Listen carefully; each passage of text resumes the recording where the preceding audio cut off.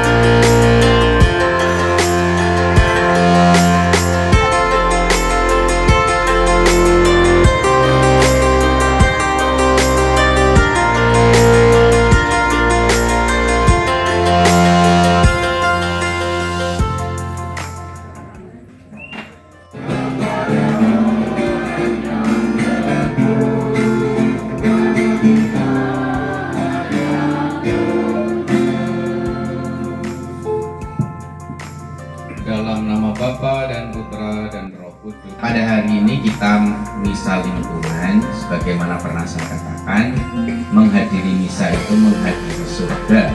Senang atau enggak menghadiri surga? Senang. Adik-adik senang enggak kalau masuk surga? Kita bersyukur bisa menghadiri surga setiap kali kita mengikuti Ekaristi. Kok bisa Romo? Coba lihat nanti dalam kitab Wahyu bab 21 ayat 3 sampai 4. Di sana dikatakan kemah Allah ada di tengah-tengah manusia.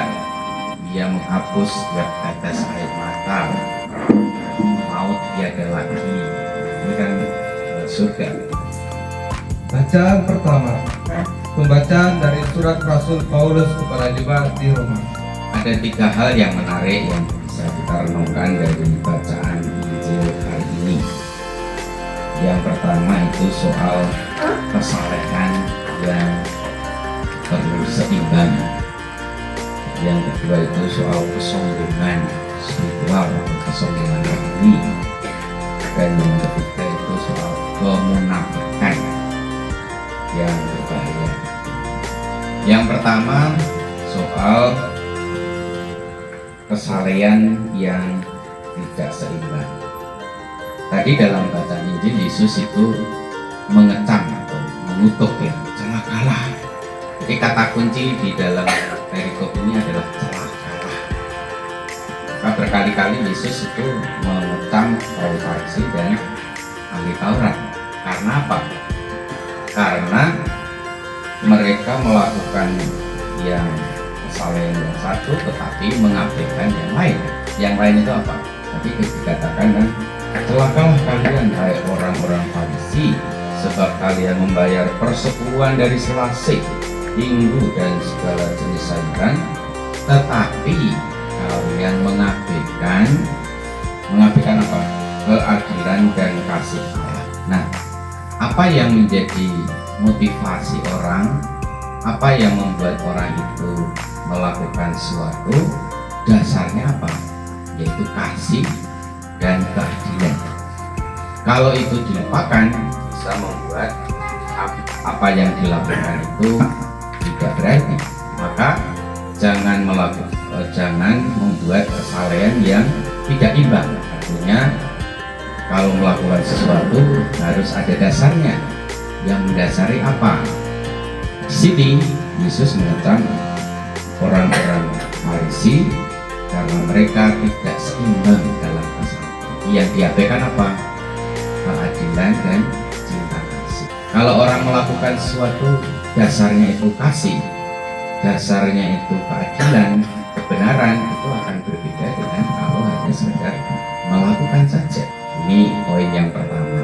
Lalu yang kedua itu soal kesombongan spiritual, kesombongan rohani. Nah, kesombongannya di mana? Tadi disebutkan orang-orang Farisi itu, celakalah kalian hai orang-orang Farisi, sebab kalian suka duduk di tempat terdepan di rumah ibadat dan suka menerima penghormatan di pasar dan membuat mereka itu melakukan semua itu. Maka celakalah karena kalian seperti kubur yang tidak memakai tanda orang-orang yang berjalan di atasnya tidak mengetahuinya. Bisa dibayangkan ya, kalau kubur tidak ada papan namanya gitu, tanpa nama gitu, lalu orang-orang kan injak-injak itu, tapi nggak tahu itu kuburan siapa. Yang mengetahui kalau itu ada kuburan orang, jadi injak-injak aja. Nah, kesombongan rohani kadang-kadang membuat orang itu tidak menyadari semua itu, dan itulah orang-orang Farisi yang mau terlihat dari muka atau dari permukaan saja, tidak kedalamannya. Itu poin yang kedua, sehubungan dengan kesombongan rohani. Lalu yang ketiga itu soal kemunafikan yang berbahaya. Mana yang munafik?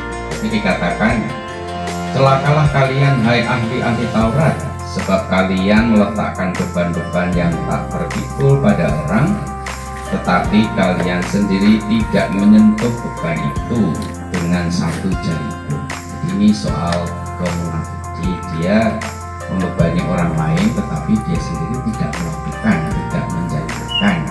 Kalau dikatakan itu seperti orang mengatakan dari luarnya saja, tetapi tidak dari dalam dirinya sendiri. Dan menuntut yang lain. Semut di lautan kelihatan, gajah di kelopak, mata tidak kelihatan. Padahal dasar mana? Gajah atau semut? Semut aja dikatakan di lautan gitu kan jauh, tapi itu kelihatan. Tapi yang gajah di kelopak mata tidak kelihatan. Itu ada ungkapan seperti itu. Nah, ibu bapak saudara kasih, apa yang bisa kita terapkan, bisa kita kembangkan dari 3 poin ini dalam hidup kita sehari-hari.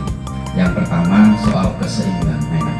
Nah, menjadi pertanyaan untuk kita bersama di Jumat Maloyan, apakah ada keseimbangan dalam diri kita untuk melakukan sesuatu yang didasarkan oleh kasih, keadilan, kebenaran, yaitu terungkap dalam tindakan, di dalam tindakan sikap hidup kita. Nah, kadang-kadang orang bertindak bukan karena kasih, bukan karena keadilan.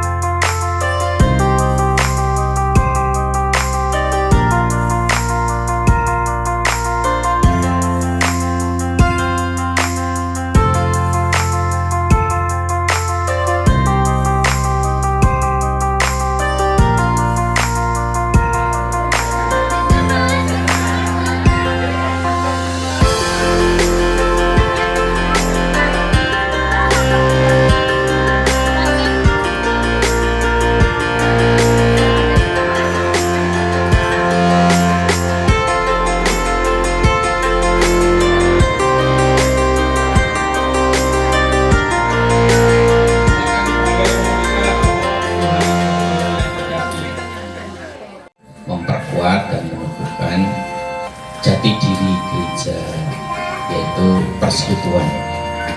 Jati diri gereja di Keuskupan Agung Jakarta itu kan ada 2 ya, 1 persekutuan, 2 gerakan umat Allah.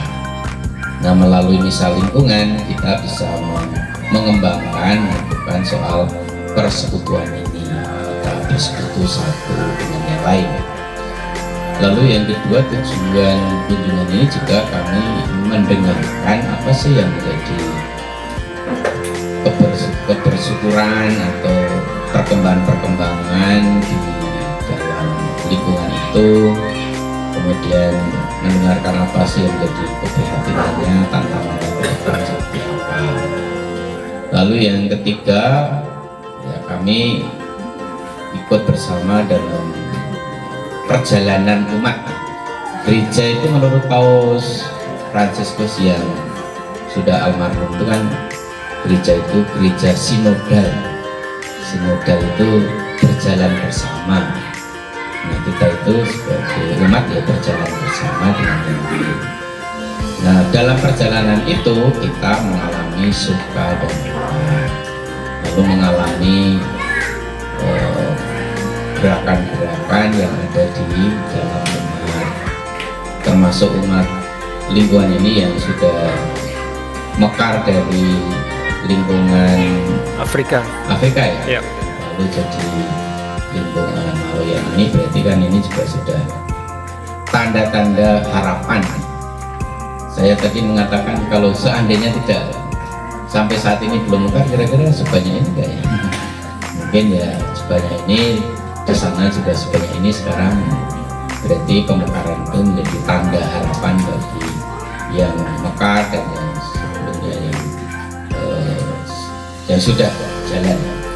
Kalau dulu saya menanyakan soal PKSY, nah sekarang kita bisa lebih maju lagi, bagaimana kita bisa mengembangkan soal yang tahun depan akan kita arah atau menjadi fokus, yaitu merawat bumi rumah kita bersama. Saya Ragil Ignacio Sudiwan. Saya tinggal di lingkungan Yohanes Penginjil dekat Pasar Kecapi sana. Kemudian yang kedua ingin saya sampaikan terkait dengan tahun depan, terkait dengan regenerasi. Bapak Ibu mungkin sudah tahu bahwa tahun ini regenerasi yang telah kita lakukan adalah prodiakon. Paroki kita ada 72 lingkungan dan prodiakon kita itu ada sekitar lebih dari 150, makanya seharusnya lebih dari cukup. Jadi kita bersyukur bahwa paroki kita dalam hal pelayanan terkait dengan prodiakon sangat baik, Pak. Kemudian tahun depan itu kita akan regenerasi terkait dengan ketua lingkungan dan koordinator seksi.